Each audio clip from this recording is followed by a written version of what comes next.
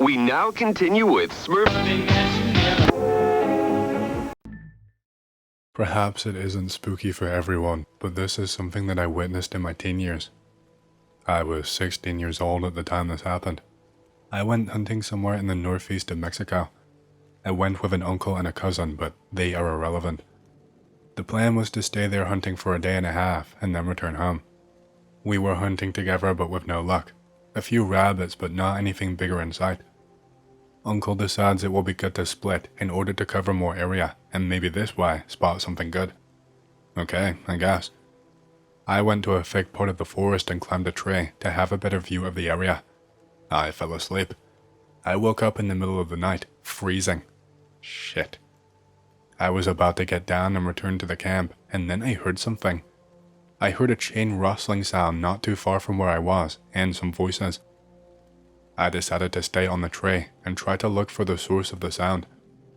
I caught a glimpse of light from what appeared to be a torch about 100 to 120 meters away from me. I say, what the hell? The forest was not a camping area, and that part is not even very known. I climbed down real slowly and quietly to get closer to the light. As I get closer, I start listening to what can only be some kind of chanting in Spanish. I finally get really close. I was scared shitless, but I wanted to say. There are about 10 to 15 people in a circle, wearing white loose clothing, not robes, no shoes, all carrying machetes and other blunt weapons. There is a single small torch in the middle of the circle. Then I hear the chain rustling again. On the ground, besides the torch, there was this young woman, looked to be about 20 years old, naked, strapped to the ground somehow. She looked bruised and hurt. There was blood coming from her nose. What shocked me the most was how broken she looked. She looked hopeless and hollow, with no signs of life, even though she was breathing. She just looked detached and empty, and like she wasn't even there anymore. What I assumed was an older woman started cleaning her up while others chanted. The chanting was not really loud, so I could not hear most of it. Abre La Puerta, open the door, came a few times. The rest was unintelligible. Then it hit me like a cold bucket of water. I was not supposed to be there. I knew what that looked like, but there is nothing I could do. I started coming back really slowly, laying low, trying not to make a single sound. I'm about 50 meters away from them, but I could not stand it. I turned around and aimed my rifle at the general direction of the light from the torch. I fire off a shot. I heard nothing but absolute silence after the shot. This is bad. I started running like hell back to the camp, which was pretty far away. I never turned back. I never looked back. Finally, after a while, I arrived at the camp. My uncle asked me where the hell I was. I tell him everything. We need to leave right now. Cousin asked him why, but he never answered. Just told us to shut up about it and never tell anyone about this. Okay then.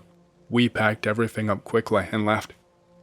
It was about 3 to 4 a.m. when we left. My uncle drove like we were being chased, and perhaps we were. I never saw anything in the local news. I never saw anything about a body being found. With all the girls disappearing in this country, it's hard to track things like this.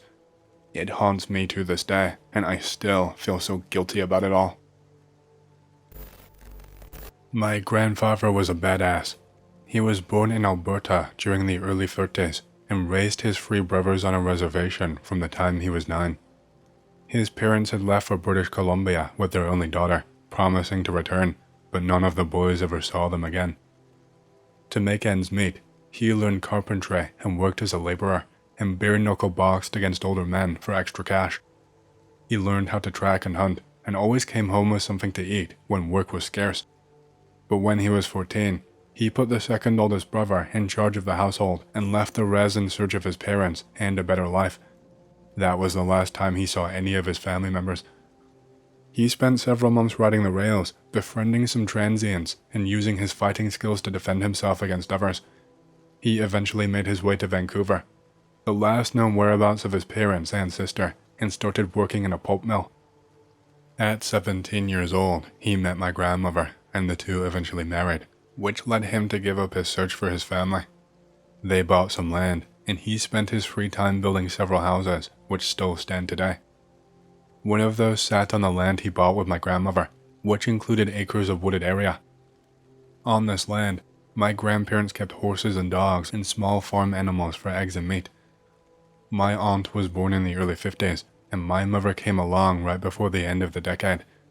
As far as I've heard, nothing bad or strange really happened until my mom found an old Ouija board and played with it by herself, although I don't know if that actually has anything to do with the following events. My mother was around 8 years old when she was riding her horse through the wooded part of their acreage when the horse stopped dead in its tracks. My mom tried to spur it on, but it was frozen in fear, and all of a sudden she smelled something like rotting garbage and meat. She pulled back on the reins, and the horse instantly turned and took off back toward the house, almost knocking her off its back several times along the way. Afterwards, that horse was never the same. If she went near it, it would try to kick her, and if she got on it, it would fall backwards, trying to crush her beneath it. At one point, it seemed to be back to its old self again, letting her climb onto it. But when she did, it ran towards the road and stopped abruptly, bucking her forward into the path of an oncoming car.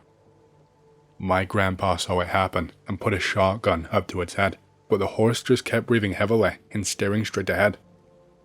My mother barely missed being run over by a car that saw the horse coming and managed to swerve out of the way, and my grandmother begged my grandfather not to shoot the horse. He finally decided to give it away when he saw that my mother was not badly injured.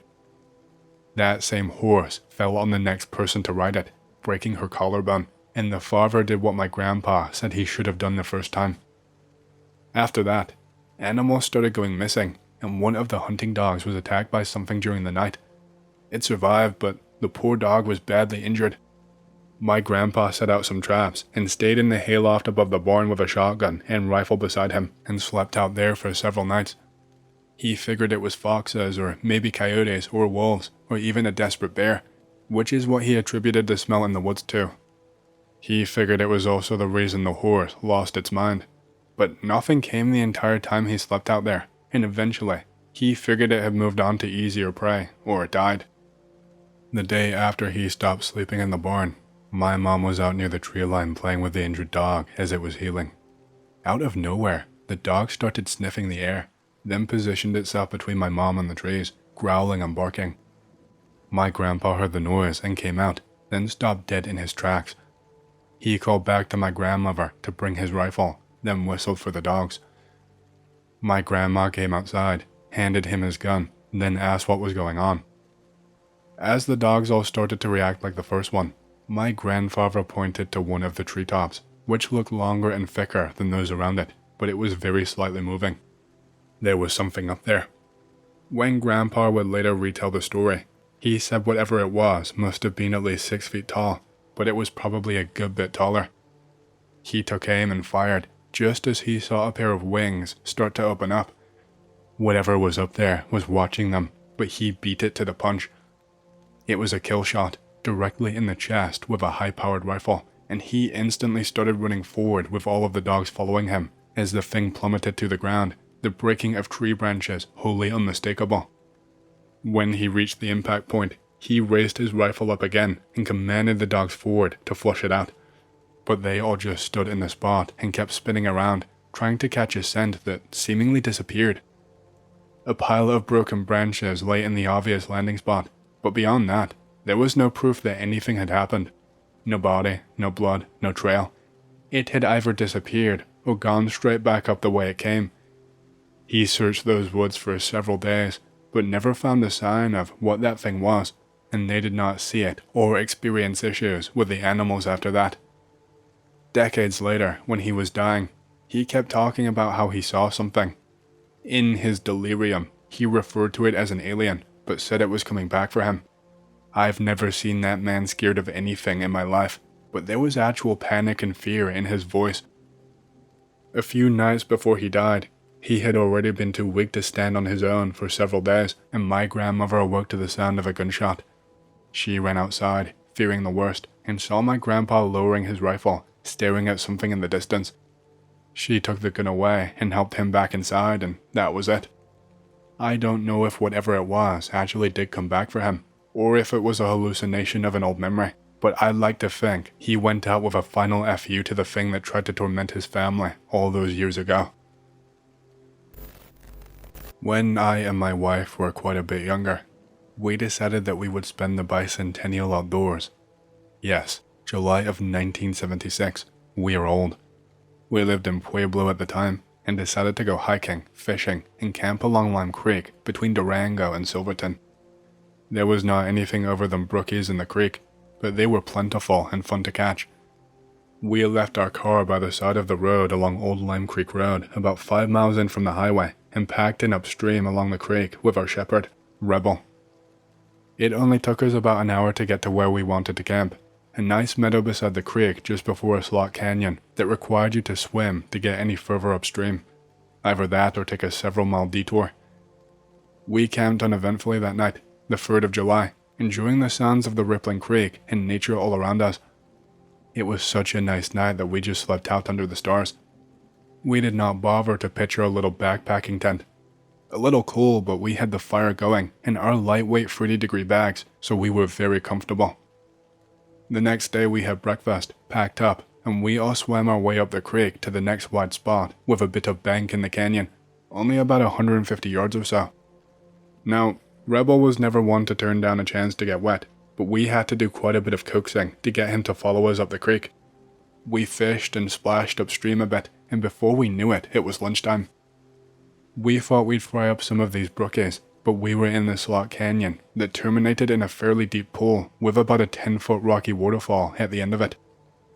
We decided that I would scale the waterfall and pull the dog and the packs up, and then I would help Maggie up. It was fairly difficult, even with the help of an old cable left over from a mining operation that was hanging down the side wall of the canyon. It took a lot of effort, and though we finally made it, we looked back down that waterfall and wondered what the heck we were thinking.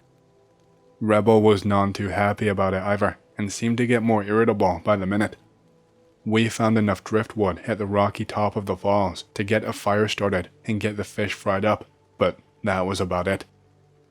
You know the uneasy feeling that several others have mentioned. It was like a switch turned on, and we all of a sudden became aware of our surroundings. It grew like a cancer, and I actually watched the hair on the back of Rebel's neck stand up. Maggie felt it too, and we both noticed that it was getting dark, fast, down in this canyon. The first thought in my head was a cat, and I actually felt a bit better about that because I figured the cat would leave us be, between the fire and the dog. I told Maggie what I thought, and she seemed to feel a bit better too. I did not want to get caught in the dark in the canyon, for a bunch of reasons, flash floods, etc. I spied what looked like a mine shaft about 200 feet above us, a heck of a steep climb, but it looked like our best bet. We pulled out our flashlights, and by the time we reached it, it was pitch black. The dog was a mess by this point, whipping around in circles, whining, yelping, and generally being a real pain in the ass. Maggie and I were drenched with sweat and immediately began to freeze. July in the mountains is a weird thing. I have seen blizzard conditions before, but this was like someone turned on the deep freeze. We were at what looked like the start of a mine. It only went back about 10 feet, but there was evidence of fires in the mouth, and they curiously looked fresh. I was too tired to think more about it. I knew we had to get out of our wet clothes, pitch the tent, and climb into our bags before we got serious hypothermia. That was no fun, let me tell you, having to do all of that by the light of our rapidly dying flashlight, and there was no firewood anywhere close by. I cursed myself several times for letting things get this far out of control. We finally got the tent pitched right there in the back of this little cave, buck naked as we had no dry clothes left. The sleeping bags were slightly damp too, even though we had stuffed them in plastic garbage bags before our swimming expedition up the canyon. We froze. It was miserable. About 1 in the morning, I called Rebel into the tent for a little bit of heat. The dog seemed to have calmed down greatly, and with the added heat, we drifted off. Sometime during the night, I heard something that just about woke me. I was still in a haze, so I fell asleep again immediately. I woke up one other time, because I thought I heard Rebel yip a little bit, but again I was in and out. I put my hand out to pet his head, and he licked my hand. I fell asleep again. Maggie later said she fell asleep the same time as I did, but never woke up at all during the night. I woke to the most horrible noise I have ever heard come out of a 100-pound woman. Just the most god-awful shrieks that I have ever heard. I never want to hear that again. I opened my eyes just in time to see a man at the mouth of the shaft, silhouetted against the morning daylight, looking back at us with the most evil, twisted grin I have ever seen on the face of another human. I scrambled to get free of my tightly zipped bag and the little tent, while he just crouched there and grinned. When I was just about free, he disappeared.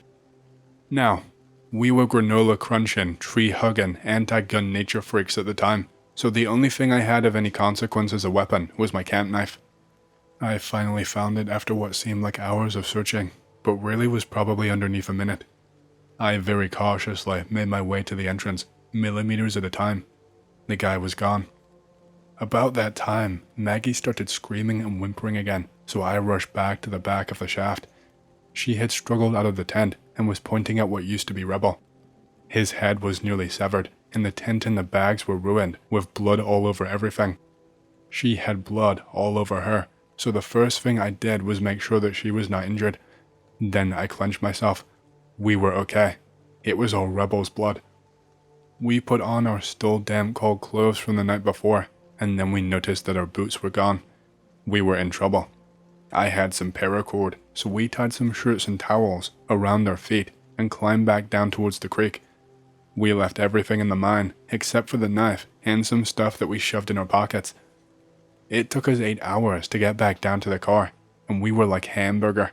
Hands, feet, arms, and legs scraped raw, bruised and bleeding. We jumped in. The car started right up thankfully, and we left a dust cloud that blanketed the valley as we sped down the rough trail toward Durango. We limped into the sheriff's office, and we looked like hell.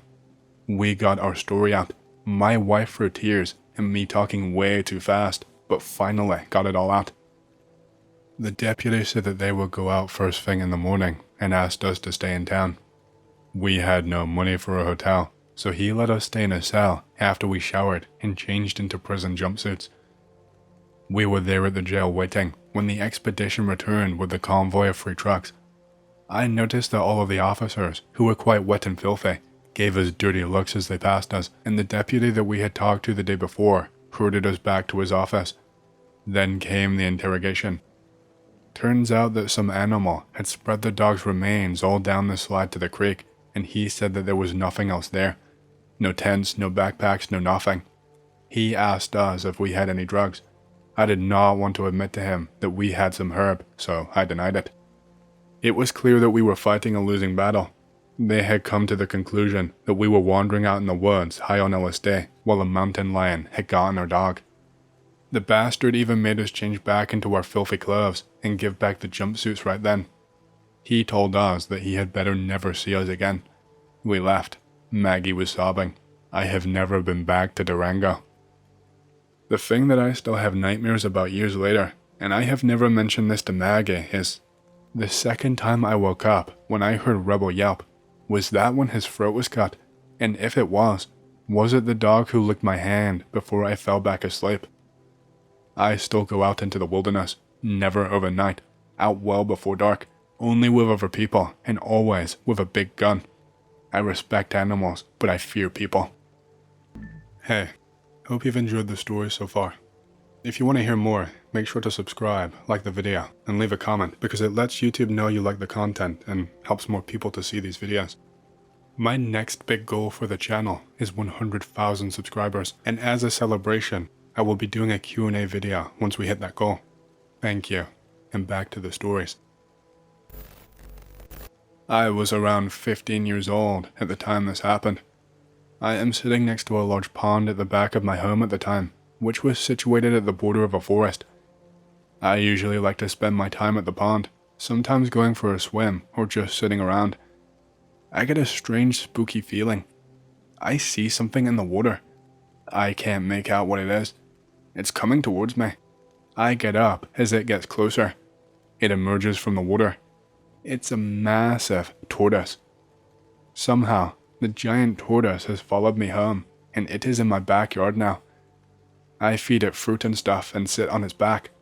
Later, tortoise heads back into the woods for the evening, Just a neat memory. A few years later, I am going for a walk in the woods. I'm a few minutes away from civilization now, but not that deep in the woods. Things go quiet, no noises, birds or insects singing. I feel a sense of dread. I make my way home. I look around trying to find out what's stalking me or what is causing me to panic. The feeling finally gets worse and my legs feel like jelly. I hear rustling in some grass. A black and white dog emerges and walks home with me. I reach a paved road close to home and the feeling of fear has gone.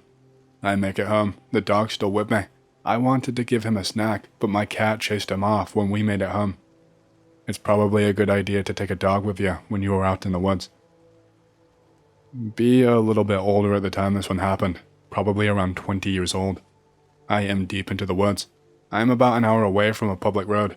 There are streams with waterfalls in the woods that I like to visit sometimes. I am close to the river. Everything is quiet. There are no birds or insect noises. I have the feeling of dread again though. I am standing there listening, trying to rationalize away the feeling of fear. It's the middle of the day. It's sunny. No need to be paranoid, I tell myself.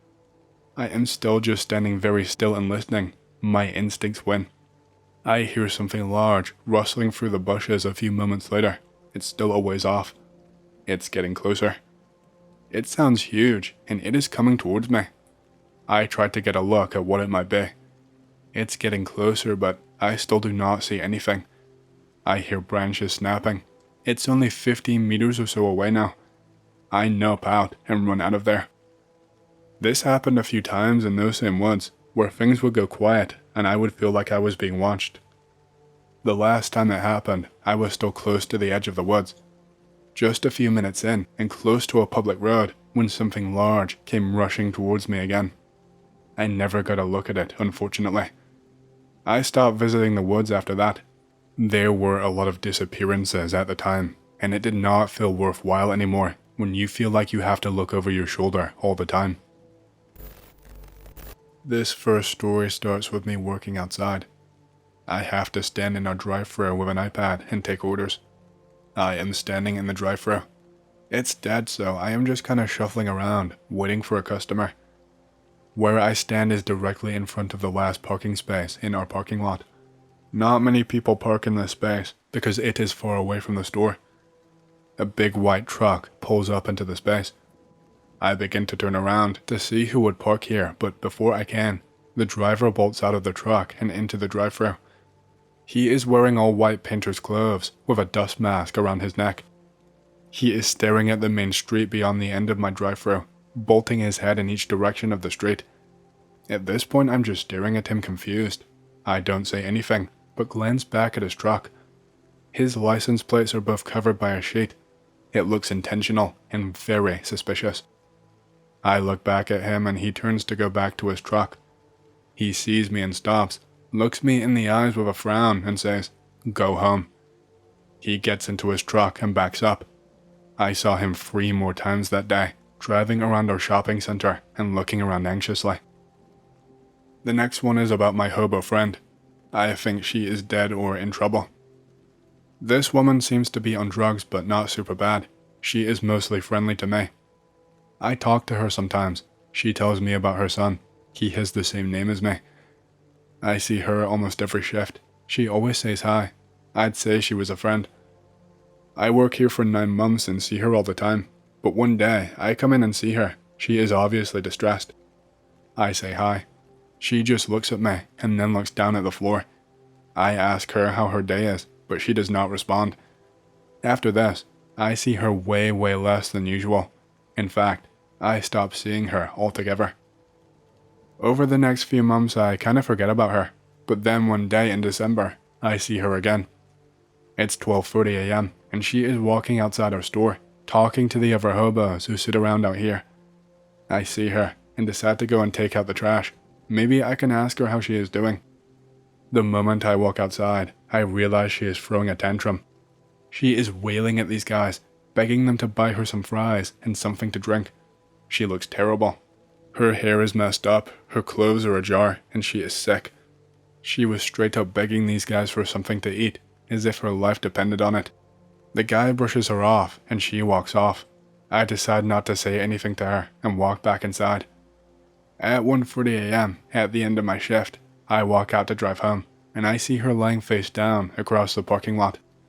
She is not passed out. She is coughing and wheezing, moaning and wailing incoherent gibberish. I look at her for a few moments, and then a man walks up to her and squats beside her. He says in a disgruntled tone, "You're still sick? God, you look awful." She just kind of moans. The dude picks her up and carries her to a van, opens the backseat door and puts her in there. She kind of sits up and looks at him, yells in his face, and he slams the door on her. The dude drives off quickly. It has been 6 months, and I have not seen her since. This happened to me around 2 years ago. I was working as a bartender in the downtown of a medium-ish city in Canada. I live in the country. I commute about 30 to 45 minutes from downtown to the countryside every single day. It's a nice drive, I don't mind it. I can listen to podcasts and such. The area I live is a mix of rural and suburban. There are horses and cattle around, but houses every 200 to 300 meters or so. There are no streetlights. I am coming back from the bar one night about 2 a.m. I see a big RV pulled over on the side of the road. There is nobody around. The hazard lights are on. It's 2 a.m. on a country road. No thank you. My spidey senses immediately tell me to move on and not stop. I attempt to, but good boy Christian ethics eventually get the better of me. I decide to turn around and to make sure that no one is hurt. I turn my car around and drive back. I park the car facing in the opposite direction of the RV, on the opposite side of the road. I poke around a bit. There are no signs of life.